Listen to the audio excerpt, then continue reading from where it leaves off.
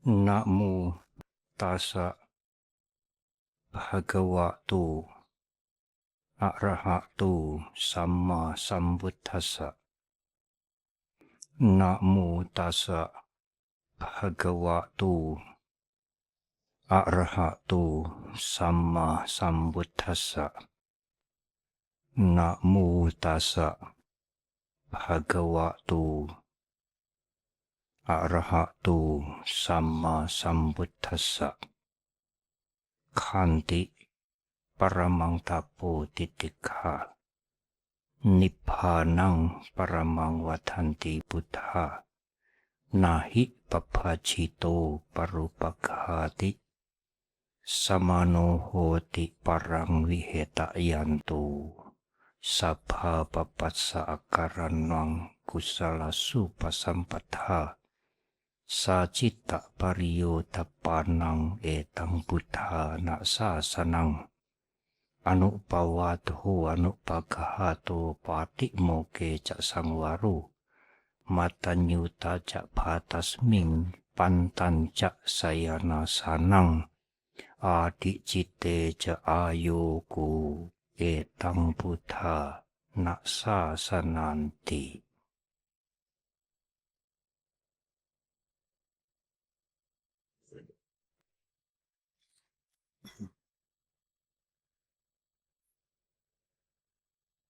Para ibu, bapak sekalian, saudara-saudara, tentu saya ingin menyapa penyelenggara Bimas Buddha pada Kabupaten Magelang yang baru, yang hadir pada perayaan atau peringatan Hari Raya Maga. Hari Raya Maga adalah hari raya yang jatuh pada saat bulan purnama di bulan Maga. Biasanya bertepatan dengan bulan Februari atau awal Maret, dan biasanya juga bersamaan dengan Cap Gomeh. Purnama di bulan Maga yang tepat sudah berlalu, tanggal 12 Februari yang lalu. Karena itu kalau hari ini disebut menyambut Maga Puja, sudah lewat. Merayakan Maga Puja atau memperingati Maga Puja, Hari Raya Maga. Tiap-tiap hari besar, baik Waisak maupun Maga, yang diselenggarakan di tempat ibadah Tridharma Hokan Kiong Mundilan ini selalu tertib, hikmat sekali. Tidak sama dengan di tempat-tempat yang lain. Saya kemudian teringat pada waktu Guru Agung masih hidup. Beliau berkumpul di tengah-tengah ratusan para biku. Dan bahkan Maga Puja itu 1250 biku yang semuanya sudah arahat. Kalau seseorang datang dari kejauhan dan mengatakan di sana Guru Agung kita bersama ratusan biku, umat atau tetamu yang diberitahu itu seperti tidak percaya. Ratusan biku, tidak ada suara, hening sekali. Mungkin batuk-batuk juga tidak, mungkin diam. Yang terdengar hanya suara jangkrik mungkin, serangga-serangga malam. Oleh karena itu pada waktu tadi hening sekali, terlintas dalam pikiran saya seperti Sang Buddha, bersama dengan ratusan para biku yang hening sekali. Di sini juga hening sekali. Yang berisik kipas angin. Ini sudah tua, harus diganti. Itu berisik cuit-cuit terus itu. Ibu, Bapak, dan Saudara. Ketua TITD sudah menyampaikan bahwa Maga Puja atau Hari Raya Maga ini ditandai dengan 4 keistimewaan. Satu peristiwa dengan 4 keistimewaan. Kalau Waisak, 3 peristiwa dalam 1 hari. Saya mengulang secara sepintas karena tadi sudah disampaikan. 1.250 biku, semuanya orang suci, arahat, datang serentak di hutan bambu Weluwana, di ibu kota kerajaan Magadha atau Rajagaha. Weluwana ini adalah taman kerajaan yang dipersembahkan oleh Raja Bimbisara menjadi wihara pertama. Wihara yang pertama. Sering juga dikatakan Taman Tupai karena di situ banyak tupainya. 1.250 biku arahat ini datang serentak. Tidak membuat janji sebelumnya, tidak ada kontak sebelumnya. Jauh berbeda dengan kita. Meskipun sudah ada WA, handphone, kadang-kadang telat juga ya. Tetapi pada waktu itu alat komunikasi hampir tidak ada. Transportasi juga hanya berjalan kaki. Tetapi 1.250 biku ini di dalam catatan disebutkan semuanya memiliki cala binya, 6 kekuatan yang di luar kekuatan manusia biasa. Jadi kemungkinan mereka datang dengan iti, dengan terbang. Sehingga bisa datang serentak menghadap Guru Agung kita. Pada waktu itulah Guru Agung kita membabarkan ajaran singkat sekali yang dikenal dengan Owada Patimokkha. Tidak disebut sutta, tidak disebut diskos atau khotbah, dialog, tetapi seperti instruksi. Karena yang mendengar adalah arahat semua. Tang karak niang, apa yang harus dilatih, mereka semua sudah melakukan dengan sempurna. Ibu, Bapak, dan Saudara. Khotbah itu pendek. Tadi di depan, sebelum saya memberikan uraian maga ini, saya ulang seluruhnya. Hanya itu. Tidak ada pembahasan filosofis. Isi dari Owada itu benar-benar anjuran, instruksi untuk dilaksanakan. Seperti biasa, dan ini adalah yang sangat dikenal oleh hampir seluruh umat Buddha, meskipun mereka masih di SD mungkin, bait atau bagian yang kedua. Yang Sang Buddha memulai dengan kalimat sabba papassa akaranang. Jangan melakukan kejahatan. Dengan kalimat yang lebih singkat, jangan berbuat jahat. Bagi umat Buddha, apalagi sudah sekian puluh tahun mengenal, mendengarkan khotbah, ceramah, dhamma, jangan berbuat jahat, sudah sangat-sangat sering kita dengar. ratusan mungkin ribuan kali, jangan berbuat jahat, jangan berbuat jahat. Dan kalimat itu sebenarnya kalimat yang simple. Tetapi kalimat yang sangat diperlukan oleh semua umat manusia. Kalimat yang sangat diperlukan dalam kehidupan bermasyarakat. Jangan berbuat jahat. Penganut agama apapun, golongan apapun, budaya apapun akan menerima anjuran ini dengan penghargaan yang sangat tinggi. Jangan berbuat jahat. Namun, ibu, bapak, dan saudara, sering kita mendengar, sangat sering kita mendengar. Tetapi kejahatan juga tidak berhenti. Semua orang menghargai anjuran itu, ajaran itu, tetapi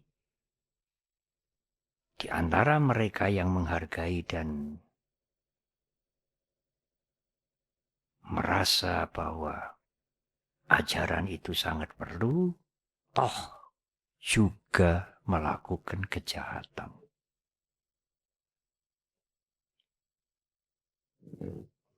Ibu, bapak, dan saudara, mengapa? Oh ya, karena kejahatan itu sering menarik, memberikan kenikmatan tersendiri.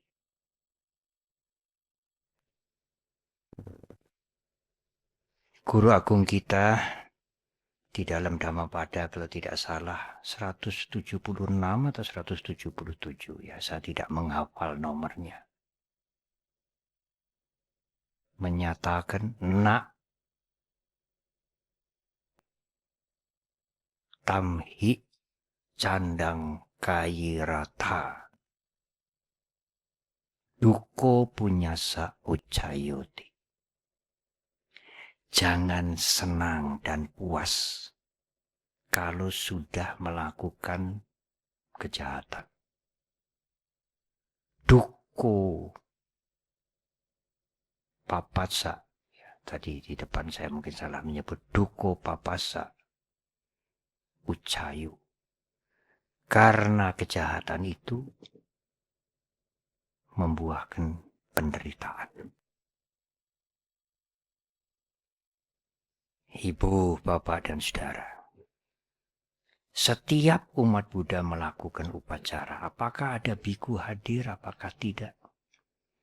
Di awal melakukan upacara, di awal puja bakti selalu mengucapkan selain tisarana Pancasila, wandana tisarana Pancasila.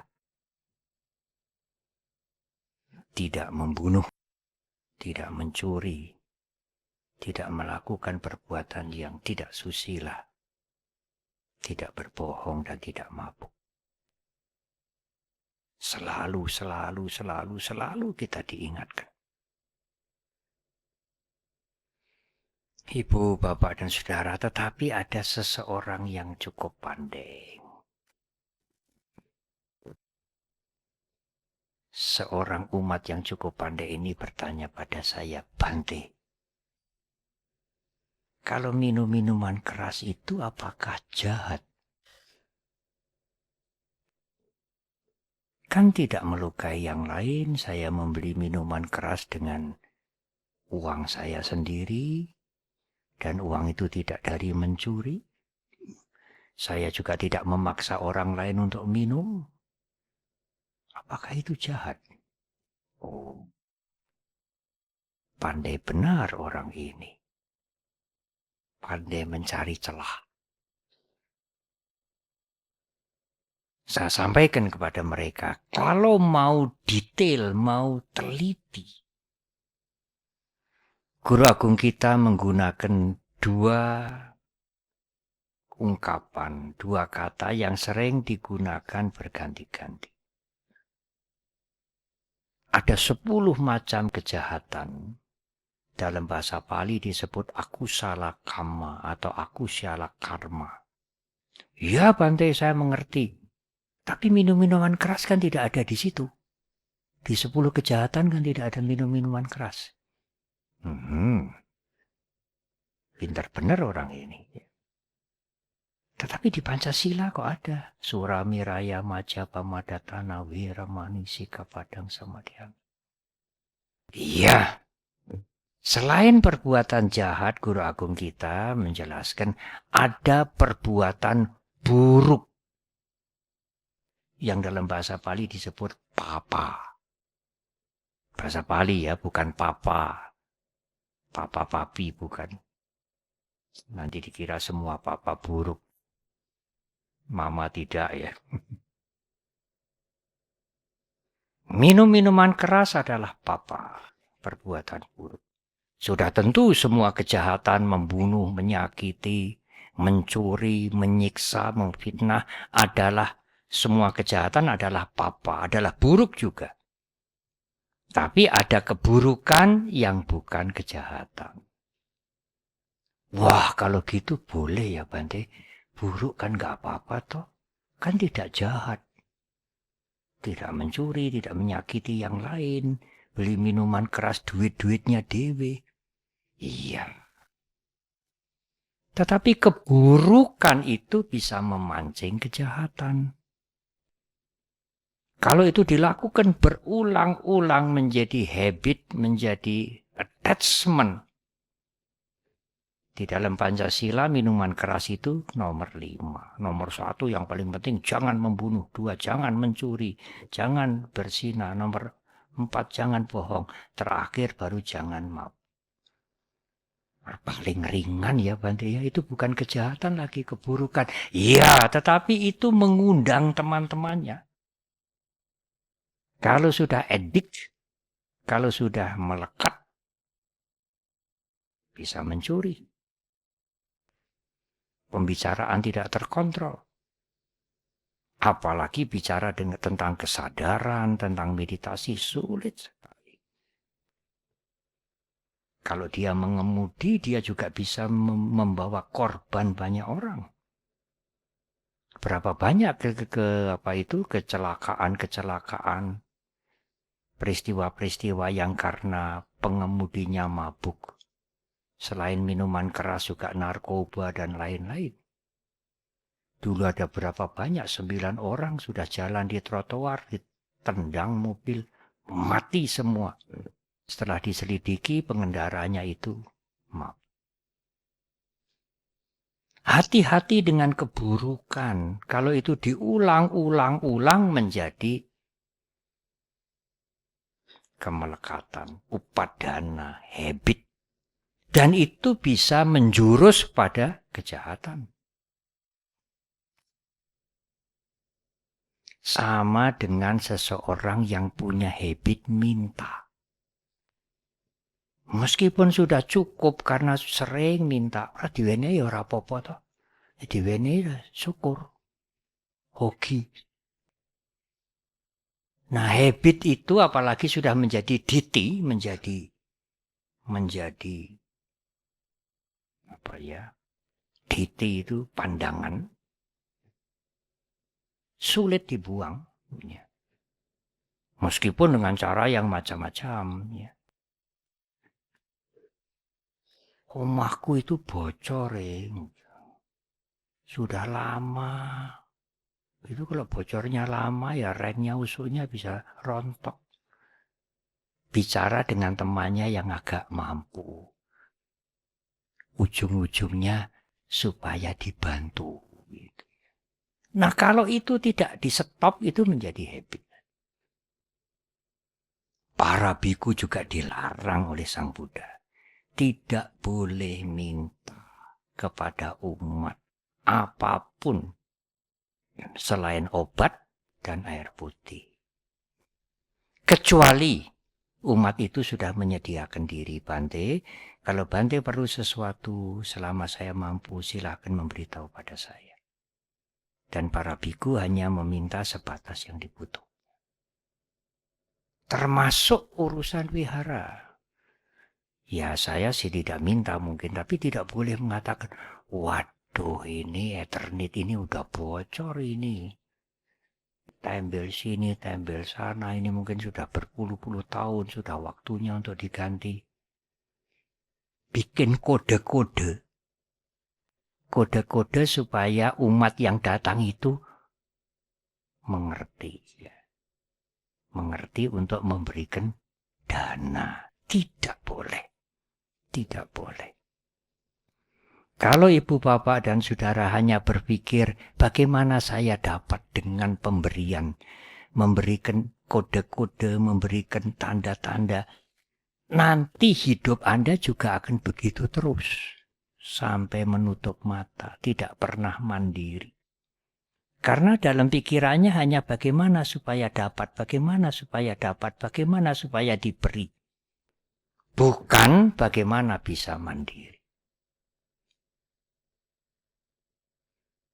Ada juga umat yang datang ke wihara.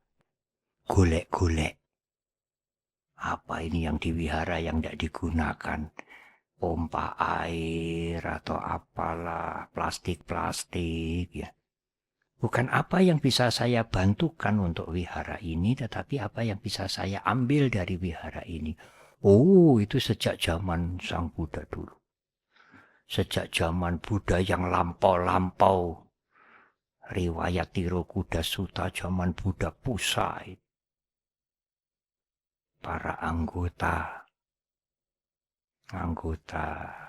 kerajaan mengambil barang-barang dari wihara. Karena Sang Buddha pada waktu itu, Guru Agung pada waktu itu anaknya raja. Ya seperti Guru Agung kita. Buddha Gotama itu anak raja. Ya, sang raja ingin mencukupi wihara di mana Guru Agung tinggal karena putranya berlimpah-limpah. Nah, itu memancing juga. Memancing masyarakat untuk mengambil dan memberikan dampak yang tidak baik. Ibu, bapak, dan saudara, saya teringat pada waktu mantan Menteri Agama Pak Lukman Hakim Saifuddin hadir pada peresmian wihara di Medan, memberikan sambutan pendek. Saya ingat sampai sekarang, itu peristiwa itu terjadi 2-3 tahun yang lalu. Beliau mengatakan, saya sangat menghargai ajaran guru utama. Beliau menyebut Sang Buddha dengan guru utama. Yang salah satu ajaran guru utama itu adalah memberi. Bukan meminta. Apa yang saya merasa baru, ya, meskipun itu logika yang sederhana, tapi tidak pernah terlintas pada pikiran kita. Pak Lukman mengatakan, kalau semuanya memberi, mengikuti ajaran guru utama, apa kesimpulannya Ibu Bapak dan Saudara? Semuanya akan mendapat. Tapi beliau mengatakan, kalau semuanya itu minta, semuanya minta. Tidak ada yang mendapat. Nah, semuanya minta. Semuanya minta. Tidak ada yang memberi, tidak ada yang mendapat. Tapi kalau semuanya ingin memberi, semuanya ingin memberi, semuanya akan mendapat. Saya mengatakan, Pak Lukman, bagus sekali kalimat itu. Logika yang sederhana itu bagus sekali. Meskipun secara lebih dalam makna yang lebih dalam, memberi dalam tuntunan Dhamma, dalam ajaran Guru Agung kita adalah untuk melepaskan keterikatan. Karena keterikatan itu adalah, upadana itu adalah sumber penderitaan. Sebab penderitaan yang kasar sekali itu upadana. Tanha, nafsu keinginan, ingin. Kalau ingin dituruti, tanha pacaya upadana. Tanha itu mendatangkan kemelekatan. Sehingga kemelekatan itu boleh disebut sebab penderitaan yang paling kasar. Ibu, bapak, dan saudara. Makna yang lain dengan jangan berbuat jahat adalah tidak membuat orang lain menderita. Karena kejahatan itu menghancurkan, merugikan orang lain. Kita semua meyakini, kalau saya boleh meminjam istilah saudara-saudara kami dari agama lain, kita semua mengimani itu percaya benar, tanpa ragu-ragu, hukum karma. Kalau kita melakukan hal-hal yang baik, meskipun kecil, memberikan sesuap nasi, segelas air, menyapa dengan ramah, akibatnya adalah kebaikan juga, kebahagiaan. Suko punya saucayu. Kebajikan itu, menimbun kebajikan itu membuahkan suka, kebahagiaan. Duko papasa ucayo, menimbun papa, keburukan, tidak hanya kejahatan, keburukan, mendatangkan duka, penderitaan. Tetapi sering keyakinan kita kepada hukum karma itu, terhadap hukum karma itu tidak konsisten. Bahasa Jawa dijupuk sak kepenake dhewe. Kalau kita melakukan hal-hal yang baik, waduh, ya nanti tentu buahnya baik. Tidak mungkin kebaikan itu berbuah penderitaan, kata saya. Tidak mungkin. Kebaikan selalu berbuah kebaikan. Tetapi pada saat kita menerima hal-hal yang buruk, kecurian, ditipu, difitnah, dijelek-jelekan, karya kita dipalsukan, jahat banget dia. Tidak mengerti kebaikan kita. Sudah berapa lama dia kita tolong, saya tolong, orang ngerti budi.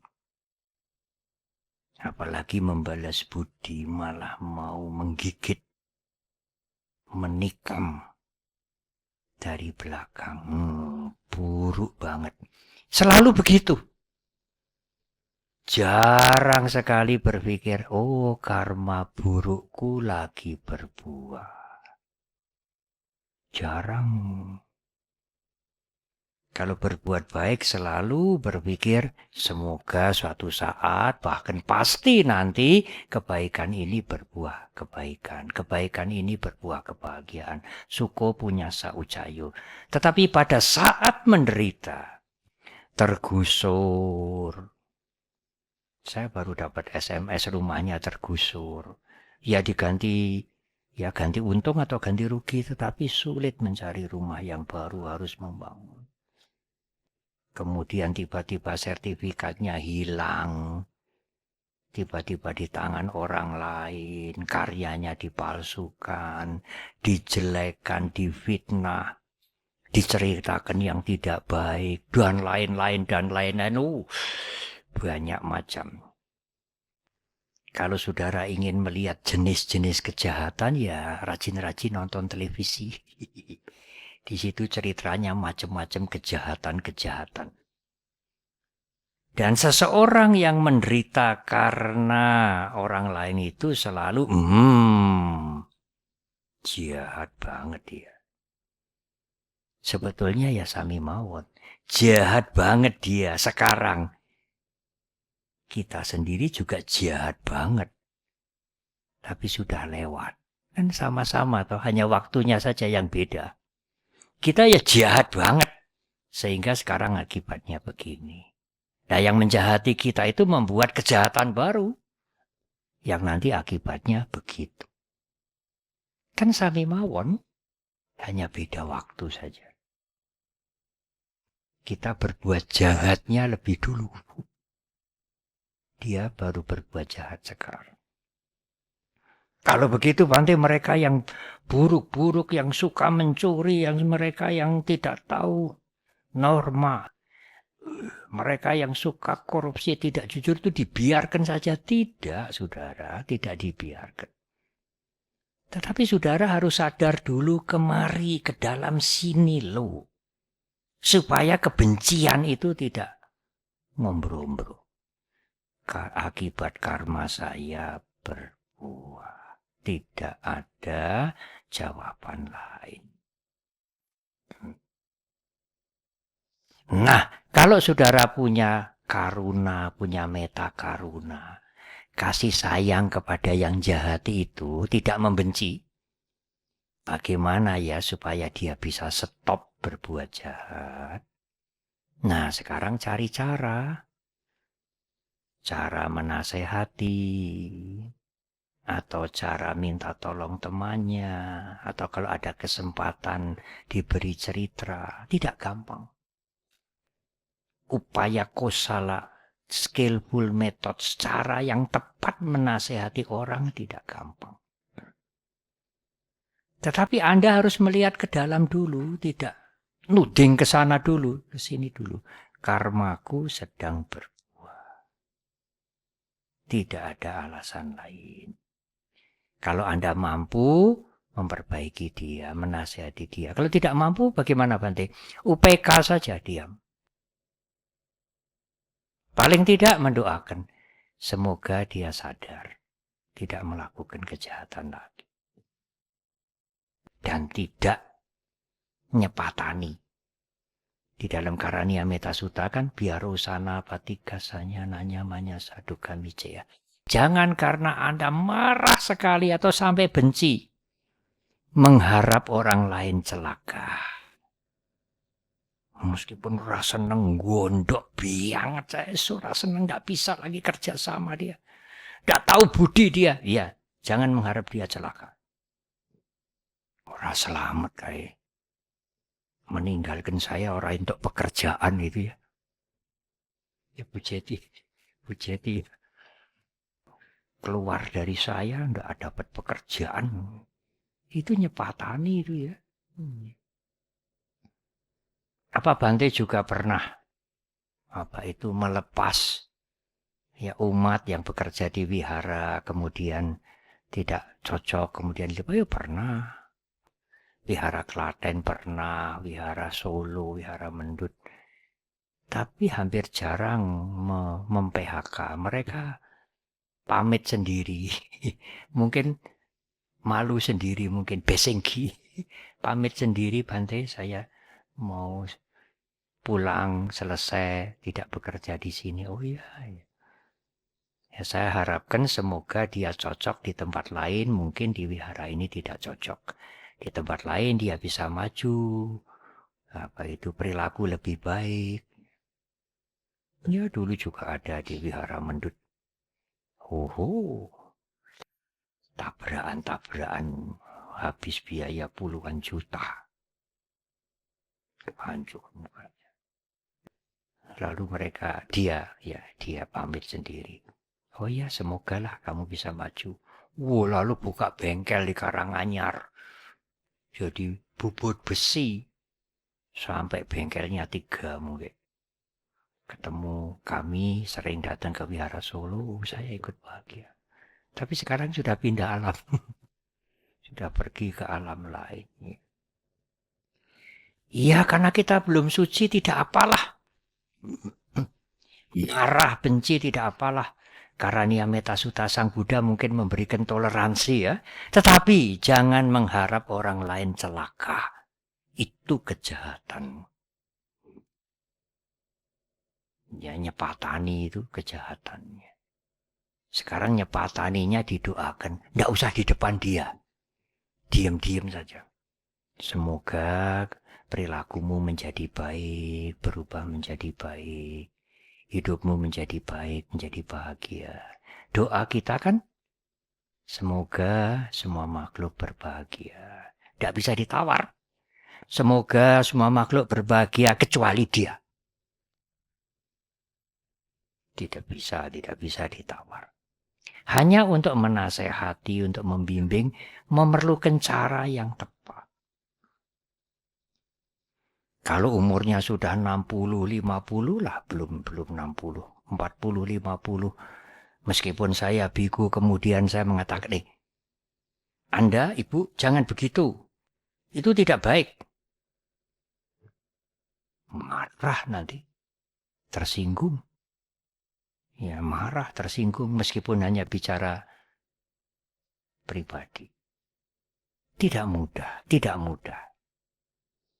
Ya. Lalu bagaimana Bante supaya bisa memperbaiki pandangan-pandangan yang salah, perilaku yang salah? Ya, dengarkanlah khotbah dan introspeksi. Introspeksi ke dalam, saya bagaimana. Apalagi sekarang ibu bapak bisa mendengarkan khotbah 24 jam. Tidak usah menunggu hari raya, maga Waisak, hari-hari kebaktian seminggu sekali dari YouTube. Dan pembicara yang bagus-bagus banyak sekali. Tetapi mendengarkan khotbah itu dengan merefleksikan ke dalam. Saya bagaimana? Ada yang mendengarkan khotbah itu, oh ya, benar itu. Itu benar itu. Dia menilai yang berbicara, oh ya, benar. Agama Buddha memang benar. Anda bagaimana? Karena dhamma itu untuk Anda. Bukan sekadar untuk memuaskan logika pikiran Anda. Ibu, bapak, dan saudara, ini adalah dhamma dalam kehidupan sehari-hari. Kalau Anda bisa memegang ajaran-ajaran sederhana ini, tetapi ini ajaran pokok. Sabba papasa akaranang, jangan berbuat jahat. Itu saja. Yang kedua, kusalasu pasampada.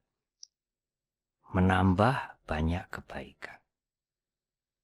Kalau bisa, sangat bersyukur. Kalau tidak bisa, yang paling penting yang mana, Bante? Jangan berbuat jahat. Paling penting. Lebih penting dari menambah kebaikan. Mengapa? Karena berbuat jahat itu mengorbankan yang lain. Kalau Anda bisa stop kejahatan, Anda melindungi yang lain juga. Tidak mengganggu yang lain, tidak mengganggu lingkungan.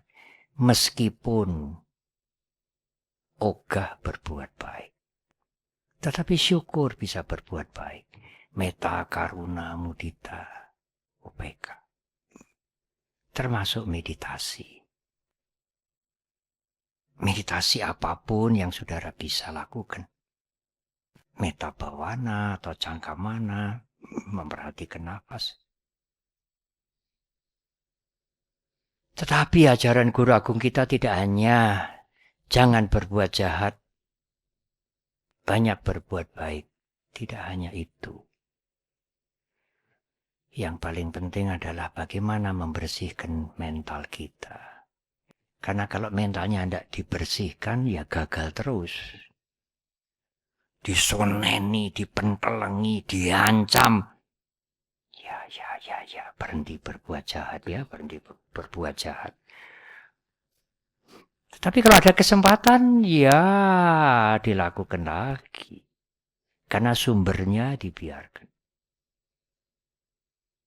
Di desa saya ada kalimat, sulit Bante, umure wis 50 wis swidak. Kebiasaan itu sulit. Riti, tahu riti? Mari nek wis mati. Jadi sembuhnya, berhentinya itu marinya itu nek wis mati. Nah, masih ada jalan. Kalau sumbernya itu dibersihkan dengan sati sampajanya, dengan kesadaran, dengan wawasan yang benar. Nanti yang keluar itu, ucapan dan perbuatan kita itu ya lebih baik, lebih baik, lebih baik. Wong sumbernya jernih.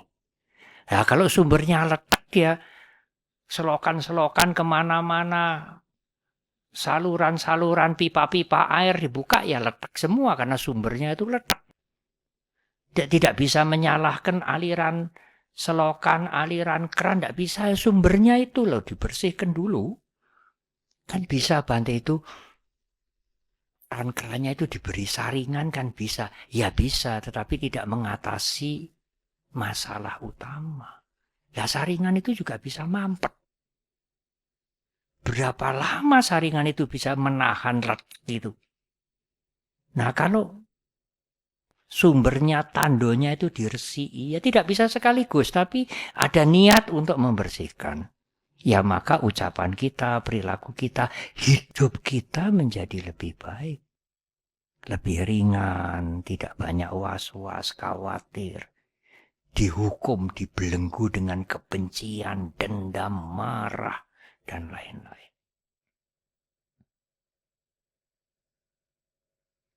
Nah, membersihkan mental itu salah satu ciri utamanya adalah siap melepaskan. Loh, mengapa Bante? Lah iya, karena segala sesuatu di dunia ini tidak kekal. Apa toh yang kekal? Apa toh yang kekal? Tidak. Ya, diperbaiki, dipugar Borobudur sudah 1200 tahun. Satu saat nanti entah berapa ribu tahun ya akan rusak. Apalagi jasmani ini. Sampai berapa tahun toh? Paling banter 100 tahun. Itu pun jarang. Ajaran Guru Agung Buddha Gautama juga nanti akan dilupakan oleh banyak orang. Kebenaran sih tetap berjalan. Tetapi ajaran itu akan lama-lama juga akan dilupakan. Nah kalau kita melekat, gondeli, mencengkeram yang tidak kekal, nanti kecewa. Tetapi sekali lagi seperti pada waktu khotbah Asada di Borobudur tahun yang lalu, tidak melekat itu bukan berarti miliknya lalu diecer-ecer, dibuang-buang. Itu namanya orang tidak waras. Tidak melekat itu adalah pada saat terjadi perubahan Anda siap menerima. Kalau hanya mengerti tok tidak cukup. Ya siapa toh di antara kita yang hadir di sini yang tidak mengerti perubahan? Apa toh di dunia ini yang tidak berubah? Semua mengerti, tapi untuk menerima ini agak sulit. Bahkan sangat sulit. Apalagi kalau yang berubah itu yang dilekati. Nah, oleh karena itu kembali kepada kalimat atau uraian di depan, melekat itu padana itu sumber penderitaan yang paling kasar. Dhamma atau agama Buddha tidak mengatakan dosa atau kutukan. Melekat itulah sumber penderitaan yang paling kasar. Kalau Anda bisa mengurangi kemelekatan, Anda akan mengurangi penderitaan. Kalau penderitaan berkurang, otomatis bahagia. Tidak usah dicari kemana-mana. Ya pelan-pelan, belajar pelan-pelan mengurangi kemelekatan, Ya Bante, kalau orang tidak cukup, ekonominya mungkin tergolong rendah, ya tidak melekat. Tapi kalau ekonominya tinggi, sangat kaya, orang sangat mampu, kedudukannya tinggi, bagaimana untuk melepaskan? Kan sulit. Oh, tidak. Menurut Guru Agung kita, melepaskan bisa atau tidak itu tergantung mental kita. Bukan tergantung ekonominya kurang atau lebih atau sangat tinggi, bukan tergantung kedudukan rendah atau pangkatnya tinggi. Kalau yang tinggi, yang kaya raya tidak bisa melepaskan, yang miskin-miskin, yang melarat-melarat itu ya gampang melepaskan. Belum tentu. Mentalnya bagaimana? Latihannya bagaimana? Dalam salah satu sutta namanya Latu Kiko Pamasuta. Sang Buddha mengumpamakan burung puyuh. Burung puyuh yang kecil, tidak bisa terbang tinggi. Itu kalau ada rumput yang rodok kaku, kakinya terjerat di situ, tidak bisa lepas sampai mati. Tetapi gajah yang besar dirantai, rantainya rantai besi itu, kalau dia menggunakan semua kekuatannya, rantainya besi dan patoknya itu bisa dijebol. Bebas dia. Apa artinya? Meskipun materinya sedikit, kekayaannya sedikit, kalau sangat terikat, ya terikat. Burung puyuh mati karena rumput yang kaku itu. Rumput teki atau bukan rumput teki, kalau rumput teki tidak menjalar. Ada rumput yang menjalar gini, kaku. Lalu kakinya nelesep di situ, nggak bisa mundur dia, mati. Tapi meskipun dia punya materi cukup, taruhlah dia orang kaya. Kalau dia mau latihan, mau mempunyai sikap mental berlatih dengan baik, sikap mental yang baik, tiba waktunya melepas, lepas saja. Kayak gajah meskipun dirantai, jebol, bisa bebas. Bukan persoalan kaya miskin, bukan persoalan orang rendah, orang tinggi, tetapi persoalan mental. Kalau Anda tidak mempunyai mental yang baik, yang kaya raya pun juga terikat, yang miskin pun juga terikat dengan kemiskinannya itu loh. Tapi kalau Anda punya latihan yang kaya raya pun bisa lepas. Waktunya lepas ya lepas. Untuk apa gondeli? Yang digondeli yang tidak bisa digondeli. Yang digondeli mungkin lepas dulu atau kita yang lepas dulu ya lepas. Selamat tinggal segala sesuatu. Selamat tinggal segala sesuatu. Yang miskin pun kalau latihan juga bisa. Waktunya melepas, lepas. Perubahan-perubahan yang terjadi, apakah kendaraan, apakah rumah, kalau tidak bisa